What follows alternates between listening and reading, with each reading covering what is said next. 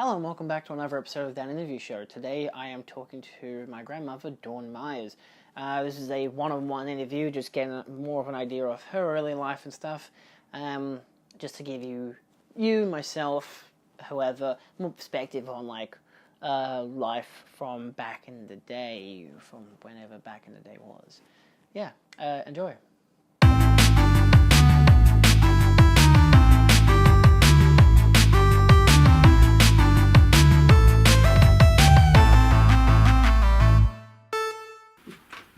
Excellent. Alright, well, welcome back to another installment of That Interview Show. Today I'm talking to my grandmother, Dawn Meyers.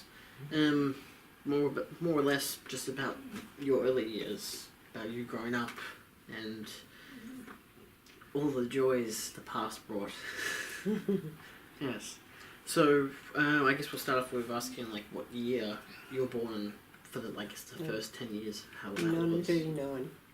Okay. When was the First World War? Second World War? Second World War, 39. I was born in May. It started in August or September. Do you have much... Well, I mean, you probably do have some kind of memory of the... Yeah, I can remember going into Spencer Street where the troop trains came in, because all my uncles went to war. And when they came home on leave, we'd go in and meet them. Yeah. And I can remember my grandmother cooking cakes and knitting and parcelling them all up and sending them off to the boys wherever they were, whatever theatre of war they were in. Did you have a big family? Or a small family? In my immediate family, 2 boys and 2 girls. What's wrong? I just hear peanuts in the background. What was the age differences between you and your siblings? 3.5 years between each one of us. That's very specific. Yes, and there was a reason for it. The 2 boys were 3 years apart. They were born the same month. But my mother told me after I got married, did you ever wonder why there was exactly, And I said, no, never entered my head to think about it. Well, if she was late, what I'm talking about, she would go to this old chap in Newport who had a chemist shop. He was a chemist. And he would make up a thing for her to drink, and she wouldn't have the child then. She'd have it when... So she was family planning before it was even an expression. Yeah. But you had to get down to him pretty much straight away, Yeah. Interesting. So where was it that you grew up? Yarraville. Okay. I was 2 years in Newport. I was born in Newport because they were only renting, and then they had a house built in Yarraville. And I was 2 when they moved there. I was there till I was 19, 20. And you went to the ordinary education, the primary school and the secondary, and Primary school probably wasn't, I don't know, tertiary and stuff. Primary school was just around the corner, probably 15 minutes walk. But high school I had to go by train because it was a way. There was no high schools open. There weren't a lot of high schools in those days. I went to Williamstown, and we had people coming from St Albans, which was a long way away, further away than Yarraville, because there was no high schools in between. There were girls' schools, which were secondary schools. They had a very good name. And as in our high school, I think we had over 900 children there at one stage. It was a lot in those days. Then they eventually built Footscray High, so that my sister and brothers went to Footscray High. They started off at Footscray High, the 2 boys. Then Mum and Dad moved to Mount Waverley, and they went to school up there. Then they came back to Elwood, and the youngest boy finished up his schooling at Elwood High School.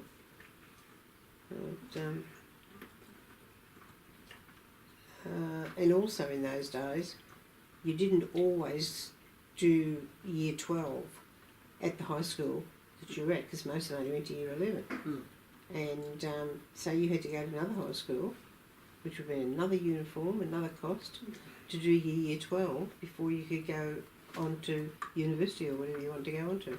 And in those days, because I wanted to be a school teacher, and you went to Burwood Teachers College to do your training, they paid you. They paid you £6.10 a week to do your training. These days, you pay. They don't pay you anymore. But my father had other ideas. I was unfortunate enough to be the oldest in the family, and he said it was just too hard. He was working 2 jobs. Mum didn't work. Somebody had to go out and help. So that was the end of my teaching career. I taught Sunday school. Never taught school. Yeah. So what did you do work-wise when you had to get into I that? was working in a bank. Yeah. Is that the only job you ever had? Working in the bank? I worked in the bank till I got married, but I've always worked in offices. Yeah, and strangely enough, always in accounts, parts of the offices. Yeah, did that right up until I finished work when I was 48. And then we bought Max Cove, and I had to go back to work again to pay for it because we bought the log cabin first, and we had a girl in there renting it, and then I had to go back to work to pay. So I didn't want to go and work under another boss after all those years. So Teresa, Stephen's ex-wife, she said, "Have to talk to my mum," and her mum used to clean houses. So the first day that I went on the job, I got a house out the other side of town, and just out past Richmond, and I came home. I had to get bread and milk or something on the way home. There's a little shop around the corner from us. I couldn't get out of the car to get it. I'd never worked so hard in my life. You do your own housework, but you do it over a matter of days. This is all done in one day. And we got home. He said, "Come on." I'm sitting in the car in the garage. I couldn't get out of the car.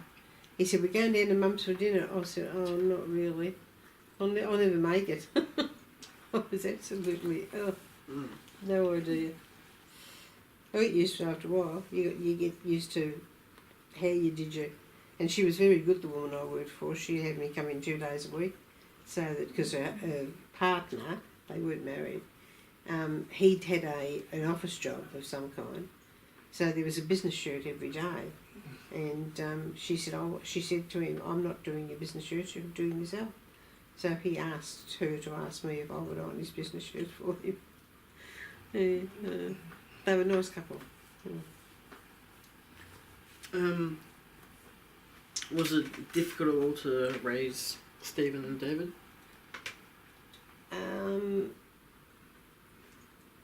It wasn't difficult, but it was hard sometimes when, there was only one wage coming in, and when they were in primary school, I used to make the teas at a factory, in the office part of the factory. It was just a walk away from where we lived.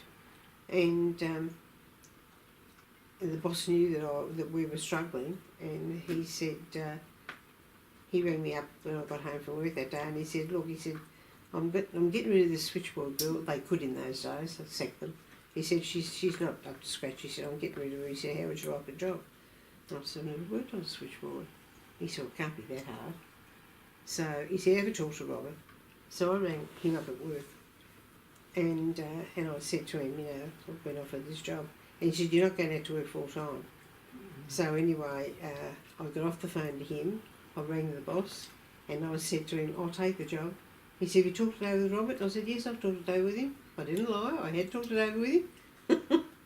So I was there for quite a while. I went from the switchboard into accounts. So, yeah.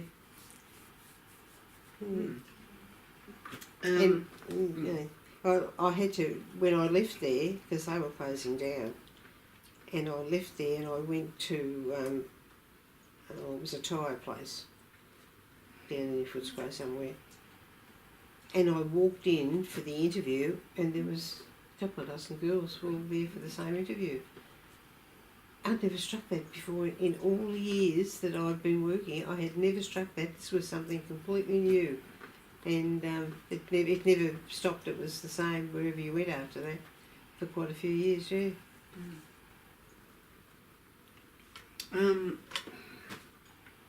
What were your primary school years like?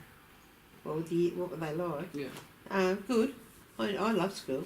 I cried when I had to leave. Yeah. Yeah, that's why I still go to uni. And how about high school? Was it like what kind of like subjects were you able to learn? Like, because I wouldn't know if there's any difference between what a girl could learn and what a guy could learn. We had history and geography, which today I think is called something else. I think they combine the two and call it something else, don't they? It depends what year you're in. Sometimes it's humanities. Sometimes it's, yeah. Well, history and geography and maths, of course. English, art, music, languages, French. We didn't have a choice of languages. That was you given language, that one you had to learn.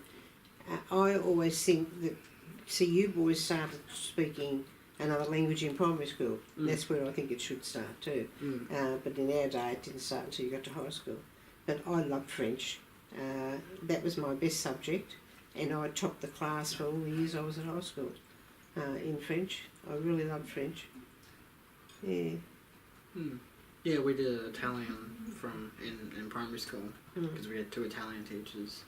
And then in high school we had the choice of Italian or Mandarin, Indonesian or Greek. And I just went Italian every year because I'm like, well, I know it because I did it in primary school, and I couldn't be bothered learning any of the other subjects. Yeah.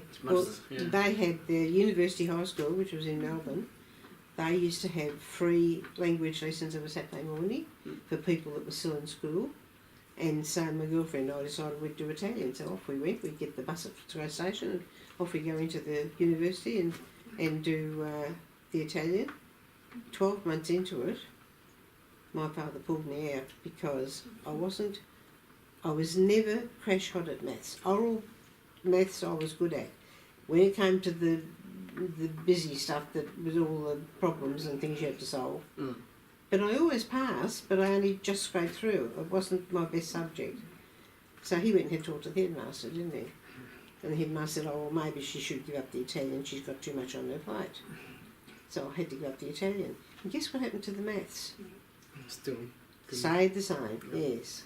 You're not good at it, you're not good at it. Well, when I say not good at it, I passed. But, yeah, see now, when they first got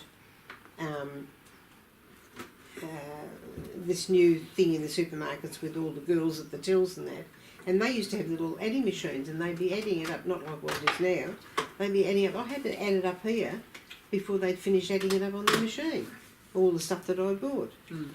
So I'm good at that sort of maths, you know. But I was a pay officer before I retired, and I used to have all the fractions of the hours up here, whereas the girl that worked opposite me, she would have to do it on her little adding machine or whatever she had. Yeah, but it was just there. It was because I've always had a good memory. It's like my father. Oh, my father had a good memory. Yeah. So, but it was just the difficult maths that I never excelled at. As I said, used to pass, but that was all. Science was another subject we had too. Yeah. Did your dad end up going in the war at all? Or? No, in a job that was needed here. There were some like that you didn't go. Yeah. His one brother went. His other brother was also in a job like that. The second brother was in the Air Force. Yeah. But my mum's brothers all went to war. There were 5 of them. And the youngest one was too young. And because his brothers are all gone, he wanted to go too. Pleaded and pleaded and pleaded. And my grandmother said to me, "He's finished. What could I do?" I signed the paper so that he could go. No, it's a hard choice to make. Anyway, they all came back, which was fortunate. But, they had a mixture of Air Force and Army. One brother, or Mum's brothers, was flat-footed, so they wouldn't take him in the Army. They wouldn't take him in any of the forces because he was flat-footed.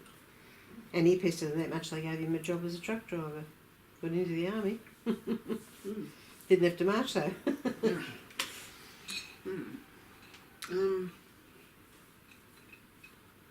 Trying to think of what else to ask. Don't really know. I mean, what else? I'm very close to my grandmother. Mm. In fact, she was my best friend. And my mother said to me once, she said, from the minute you two set eyes on each other, after you were born, she came down to see you. I mean, I wouldn't have been able to see her anyway, but she said that was it, that for the two of you, you know. Mm. But she used to stick up for me when my mother was hard on me.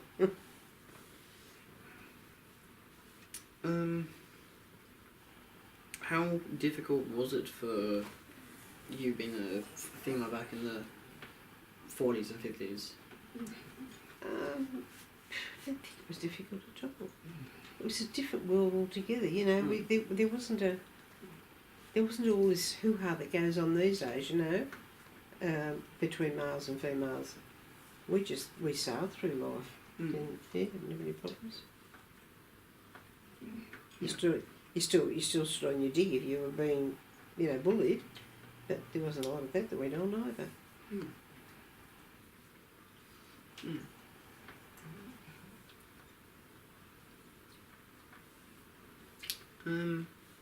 Yeah, no, I can't think of anything else to ask.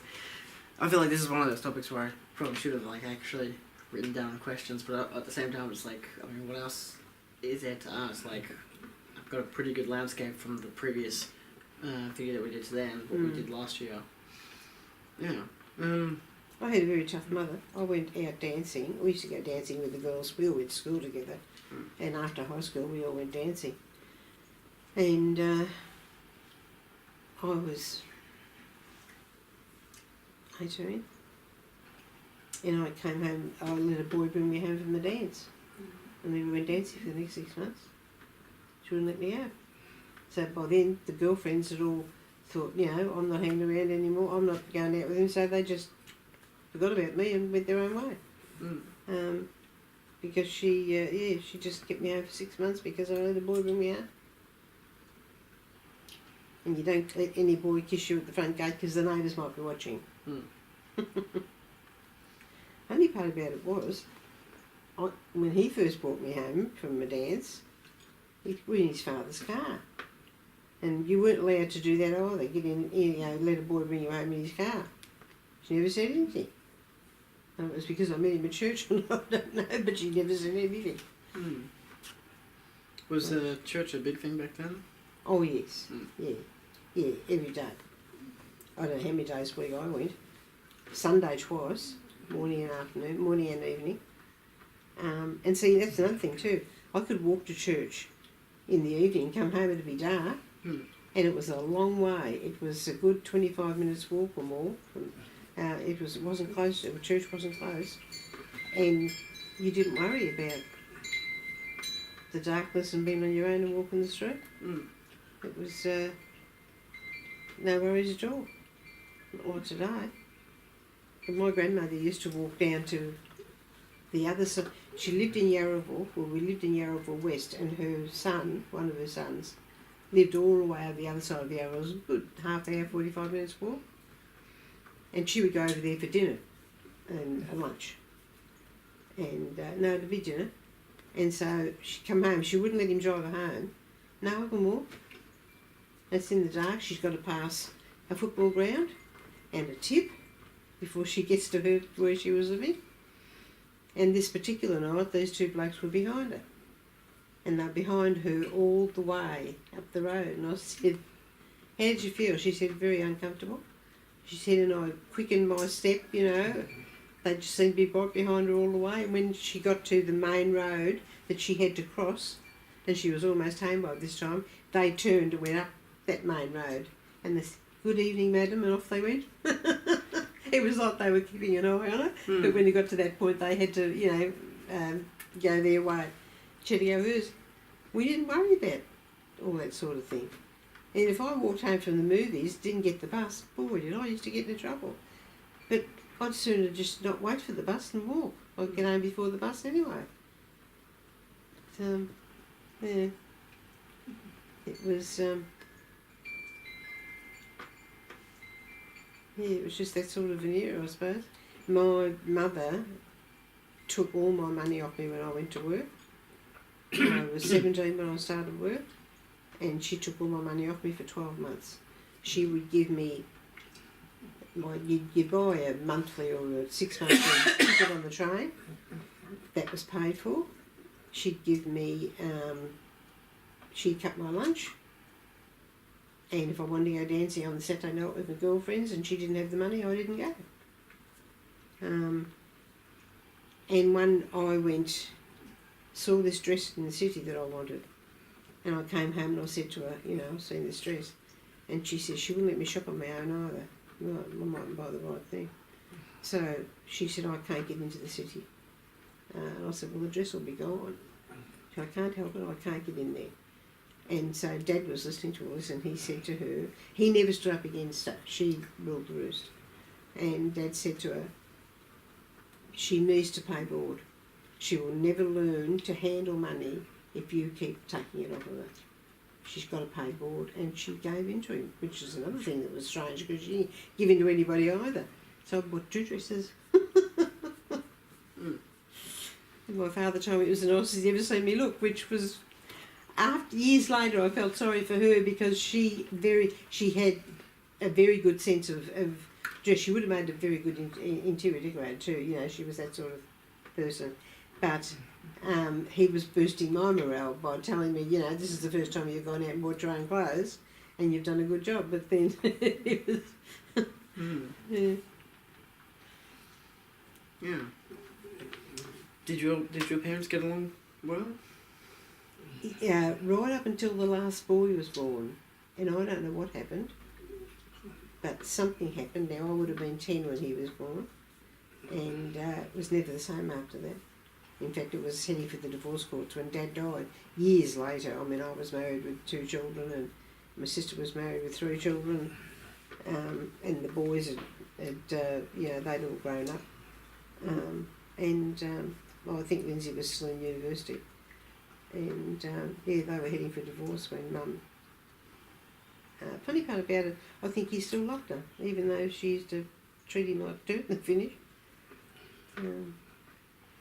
Yeah, so I don't know what went wrong. Something went wrong. Because I can remember times being a lot better than that when I was growing up. But, we had a kitchen dresser, an old kitchen dresser. You could call that a kitchen dresser, but they don't these days. But so that sort of thing, but old-fashioned one, of course, and only so far off the floor. And they had a friend, and he used to pop in and say hello every now and again. And I was crawling, so I probably wouldn't have been 12 months old. And he was about 6'6". And you can imagine I'm on the floor, and this comes in, this great big talk.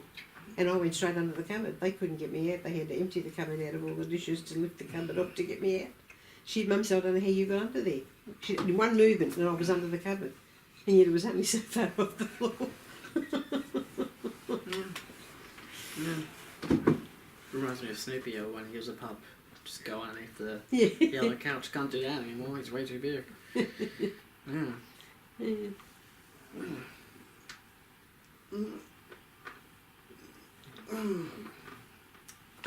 I think that's enough in terms of... Things changed for me when my sister came along. It was never... Her and Lindsay were Mum's favourites. He was the youngest of the 2 boys, and she was the youngest of the 2 girls. Everybody knew. She didn't hide the fact that they were her favourites. Yeah, so life changed when she was born. Anyway.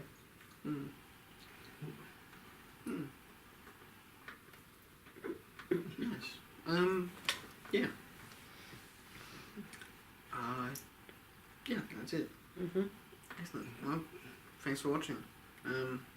Yeah. You're welcome. Your turn, Robert. I'm eating peanuts. Thanks for watching another episode of That Interview Show.